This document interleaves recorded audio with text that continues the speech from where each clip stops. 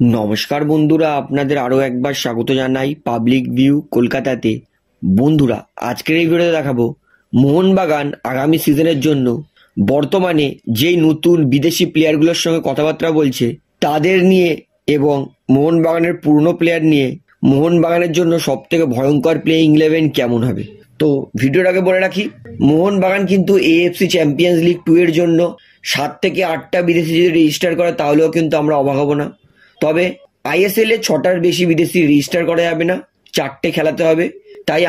তাই এই ভিডিওতে শুধু আইএসএল এর প্লেইং 11 কেমন হতে পারে সেটাই বলবো। তো অবশ্যই শেষ পর্যন্ত দেখবেন এবং ভিডিওটি শুরু করার আগে একটা ছোট্ট অনুরোধ করে রাখবো, যেহেতু এখানে আপনারা খেলার সমস্ত রকম আপডেটস পেয়ে যাবেন, তো অবশ্যই চ্যানেলটিকে সাবস্ক্রাইব করে বেল আইকন প্রেস করে অল করে রাখবেন।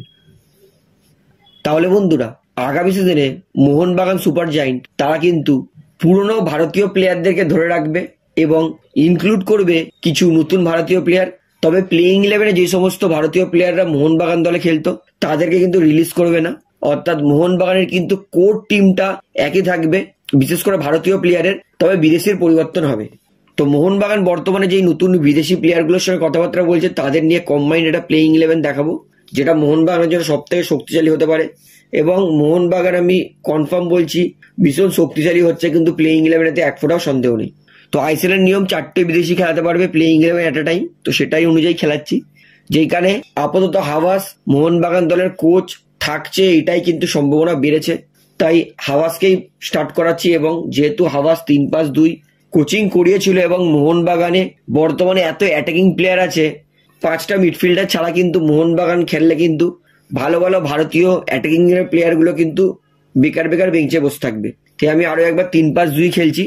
এবং 3-5-2 লাস্ট সিজন মোহনবাগান কিন্তু ভালো ডিফেন্স করেছিল, তবে মাঝে মাঝে কিন্তু মোহনবাগান প্লেয়াররা নিজের ভুলেই গোল খেয়েছে। এই সিজনে বিশাল ক্যাপ তার ভুলেও মোহনবাগান কিছু গোল খেয়েছে এবং মোহনবাগান ডিফেন্সে ক্লিয়ার করে না, ডিফেন্সে ছোট পাস দিয়ে আবার বিল্ড আপ করার চেষ্টা করে, ওই চক্করেও কিন্তু মোহনবাগান অনেক কটা গোল খেয়েছে। অর্থাৎ 3-5-2 খেললেও মোহনবাগান কিন্তু 3 ডিফেন্স নিয়েও যথেষ্ট ভালো ডিফেন্স করেছে। তাই আমি আরো একবার 3-5-2 খেলাবো, যেখানে গোলকিপারে থাকবে বিশাল ক্যাতকে মোহনবাগান ছাড়ার কোনো রকম পরিকল্পনা নেই এবং বিশাল ক্যাত কিন্তু ভালো গোলকিপিং করেছে মোহনবাগানের জন্য। তাই মোহনবাগান দলের গোলকিপারে থাকবে বিশাল ক্যাত এবং বিশাল ক্যাত নো ডাউট আইএসএল এর one of the best goalkeeper. তো 3-এর ডিফেন্স, রাইট ব্যাকে থাকবে আনোয়ার আলী কিন্তু প্রচন্ড গুরুত্বপূর্ণ ভূমিকা পালন করেছে থ্রু আউট দ্য সিজন মোহনবাগানের জন্য, এবং আনোয়ার আলী কিন্তু কোনো বিদেশি ডিফেন্ডারের থেকে কিন্তু কম নয়। তাই মোহনবাগানের সৌভাগ্য যে মোহনবাগান আনোয়ার আলীর মতো কিন্তু ডিফেন্ডার সই করতে পেরেছে। এবং আরো এক পাশ থাকবে সুভাশিস বোস, কারণ সুভাশিস বোসের 6 ফুট 2 ইঞ্চি হাইট। সুভাশিস বোস সেন্টার ব্যাকের ভূমিকাও ভালো খেলে, তাই সুভাশিস বোস থাকবে। এবং সুভাশিস বোস কিন্তু দেখিয়েছে লাস্ট সিজন দুর্দান্ত ডিফেন্স করে। এবং সেন্টারে থাকবে, যেহেতু আপাতত মোহনবাগান তারা ব্রেইন কালটাকের সঙ্গে কথাবার্তা চালাচ্ছে, তাই আমি সেন্টারে ব্রেইন কালকাটকে দিয়েছি।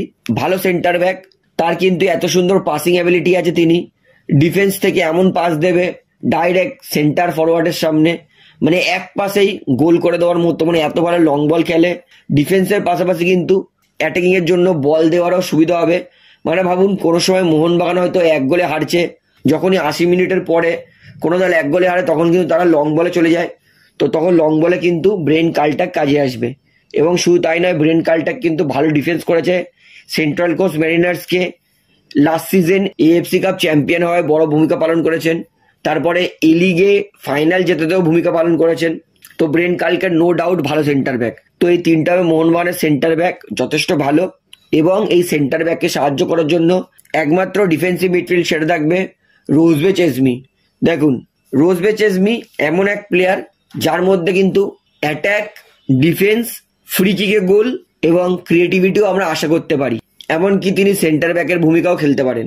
জনি কাউকোর একটা সমস্যা ছিল, জনি কাউকো কিন্তু ট্র্যাক ব্যাক করতে পারতো না, প্রচন্ড হাঁপিয়ে যেত। মানে জনি কাউকো একবার অ্যাটাকে উঠলে ডিফেন্সে নামতে তার টাইম লাগতো। এবং এই সিজনে জনি কাউকোর ফিটনেস সামান্য ইস্যু ছিল অবশ্যই, জনি কাউকো 60-70 মিনিট পরে হাঁপিয়ে যেত, কিন্তু রোজবে চেজমির সেটা নেই। রোজবে চেজমি কিন্তু হাঁপায় খুবই কম। এবং জনি কাউকো যেহেতু ফিনল্যান্ডের প্লেয়ার, ফিনল্যান্ডে কত বরফের দেশ আমরা সবাই জানি, গরমকালে ফিনল্যান্ডের টেম্পারেচার থাকে -1 -2, মানে গরমকালে ফিনল্যান্ডে বরফ পড়ার মতোই অবস্থা থাকে। তাই জনি কাউকোর ব্যাপারটা আমাদেরকে একটু বুঝতে হবে, যে এত ঠান্ডা দেশের খেলোয়াড় এত গরমে খেলেছে, তার জন্য প্রশংসনীয়, তার জন্য তার প্রশংসা যত করবো তত কম। তবে জনি কাউকো তার ডিফেন্সিভ পার্টটা ছিল না, কিন্তু রোজবে চেজমির ডিফেন্সিভ পার্টটাও ভালো আছে, অ্যাটাকিং পার্টটা ভালো আছে।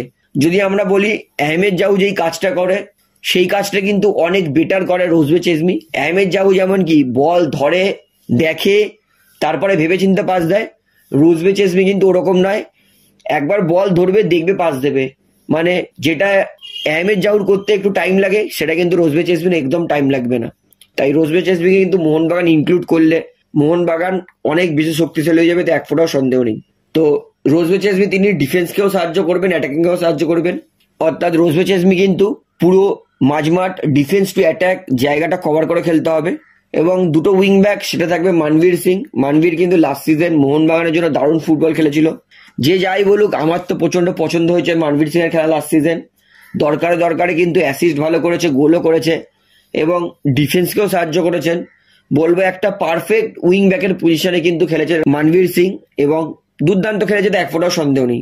তবে বাঁদিকে লিস্টন, তার ডিফেন্সিভ পার্টটা একটু খারাপ আছে, তবে লিস্টন তার কিন্তু অ্যাটাকিং পার্টটা ভালো, ভালো কাট করে ঢুকতে পারে, ভালো ইনসাইড থেকে শট রাখতে পারে গোল পোস্টে, ভালো ক্রসিং দেয়। তবে আশিক ক্রুনিয়ন ফিরছে, তো লিস্টন আর আশিকের মধ্যে কিন্তু একটা ব্যাটেল চলবে নিজেদের মধ্যেই যে কে বাঁ পজিশনে খেলতে পারে। তবে আশিক তার ডিফেন্সিভ পার্ট ভালো, অ্যাটাকিংটা একটু কমজোর। আবার লিস্টনের উল্টো, লিস্টন তার অ্যাটাকিং পার্টটা ভালো, ডিফেন্সিভ পার্টটা একটু কমজোর। তো দেখা যাক কে বাঁদিকে সুযোগ পায়। অর্থাৎ মোহনবাগানের কিন্তু এই ছজন কিন্তু মোহনবাগানের ডিফেন্সকেও সাহায্য করবে।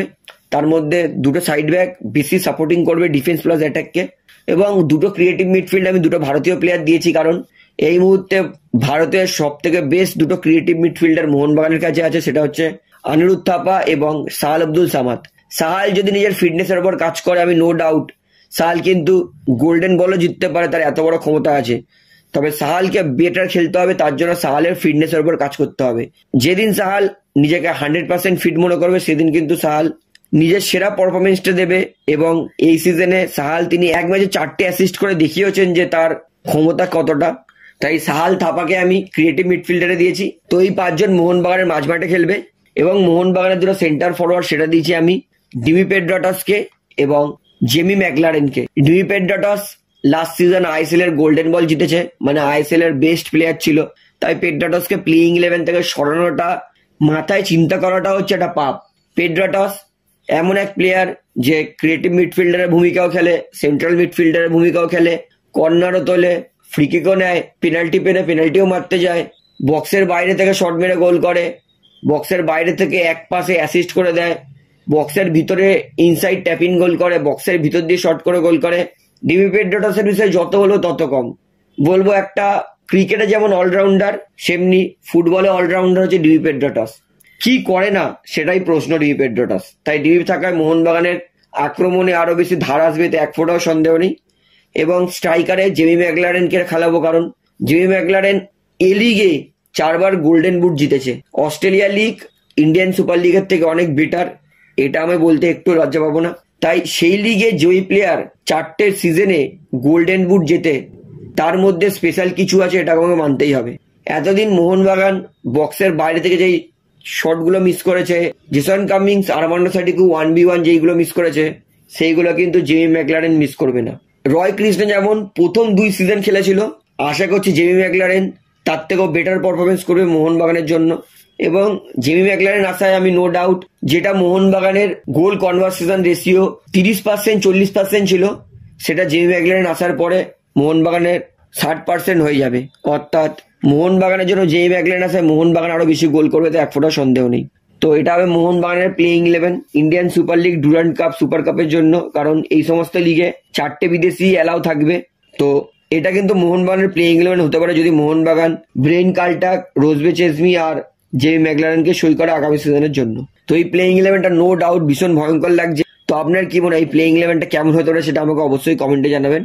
তাহলে ভিডিওটা এখানে শেষ করছি। ভিডিওটি ভালো লাগলে অবশ্যই লাইক করুন, কমেন্ট করুন, শেয়ার করুন এবং বন্ধুরা চ্যানেলটি দ্বারা নতুন আছেন সবাইকে অনুরোধ করবো তারা অবশ্যই পাবলিক ভিউ কলকাতা এই চ্যানেলটিকে সাবস্ক্রাইব করে বেল আইকন প্রেস করে অল করে রাখবেন। ধন্যবাদ।